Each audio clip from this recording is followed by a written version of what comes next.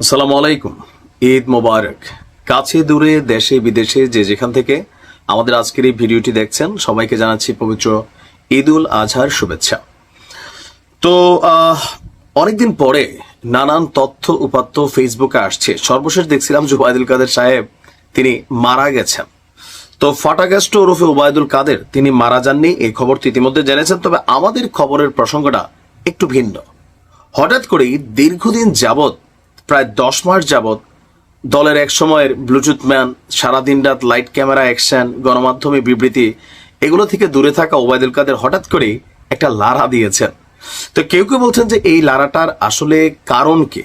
কোনো green signal, অথবা রাজনীতিতে আবারও ফিরে আসার ইচ্ছা, অথবা আওয়ামী লীগকে পুনর্গঠিত করার ইচ্ছা, নাকি আওয়াজ তুললেন? কোনটা আসলে মেইন কথা? তবে বক্তব্যের মধ্যে অনেক কিছুই প্রাসঙ্গিকতা তুলে ধরেছে। আওয়ামী লীগ সরকারের ভুল, মানে গেল 10 মাস যাবৎ সারা বাংলাদেশের মানুষের বা রাজনৈতিক দলগুলোর একটা প্রধান বক্তব্য যে আওয়ামী লীগ জুলাই আগস্টের ঘটনার জন্য তারা ভুল বা ক্ষমা চায়নি। এটা যে ভুল হয়েছে সেটা স্বীকার করে ক্ষমা চায়নি। তবে গত 10 মাসের প্রেক্ষাপটে এখানে যা যা আসছে, পলিটিক্যালি এটা যে সরকার পতনের আন্দোলন ছিল, এটা স্পষ্ট মেটিকুলাসলি ডিজাইন ছিল। এই জায়গাটাকে ধরে রাখছে আওয়ামী লীগ।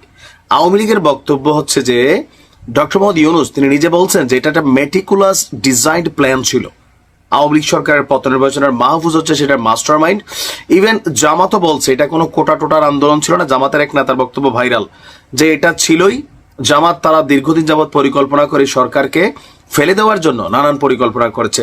সো মার্কেটে এখন নানান ধরনের অবস্থান, এনসিপির বিভিন্ন কর্মকাণ্ডেও সাধারণ মানুষের মধ্যে, ছাত্রদের মধ্যে চিন্তা ভাবনা আসছে এটাও একটা পরিকল্পিত কাহিনী ছিল। কিন্তু যত কিছুই বলা হোক, জুলাই আগস্টে যে মানুষগুলো মারা গেছে এটার দায়ভার আওয়ামী লীগকে নিতেই হবে।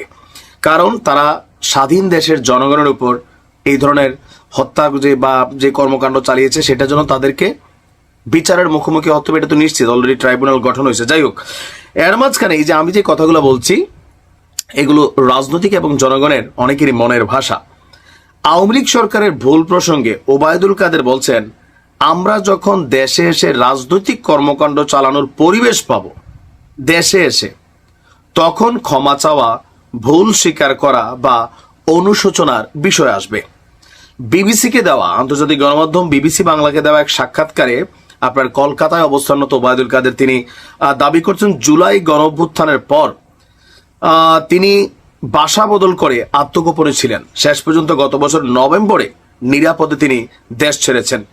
ছাত্রদের সেই আন্দোলনে নিজেদের কিছু ভুল এবং পরিস্থিতি নিয়ে তাদের মধ্যেও আলোচনা রয়েছে বলে উল্লেখ করেন। একই সঙ্গে তার বক্তব্য, তাদের সরকারের পতনের আন্দোলনকে গণ অভ্যুত্থান বলে সঠিক হবে না। এতে উত্থান হয়েছে সাম্প্রদায়িক শক্তির। পতনের আভাস কি পেয়েছিলেন? সাংবাদিকের প্রশ্ন ছিল। তার বক্তব্য যে তিনি সেদিন ঢাকামুখী মিছিলের খবর পান, সংসদ ভবন এলাকাতেই অন্য একটি বাড়িতে গিয়ে আশ্রয় নেন। রাজপথের পরিস্থিতি দেখে বাসভবন থেকে সরে পড়ার বিষয়টা যে অনুধাবন করতে হলো সেটা কাদের প্রকাশ করেছে। এক পর্যায়ে জানতে পারেন যে সেনাপ্রধান জেনারেল ওয়াকারুজ্জামান বেতার এবং টেলিভিশনে ভাষণ দেবেন, সেই খবর পেয়ে বাইরে যাওয়ার সুযোগ ছিল না।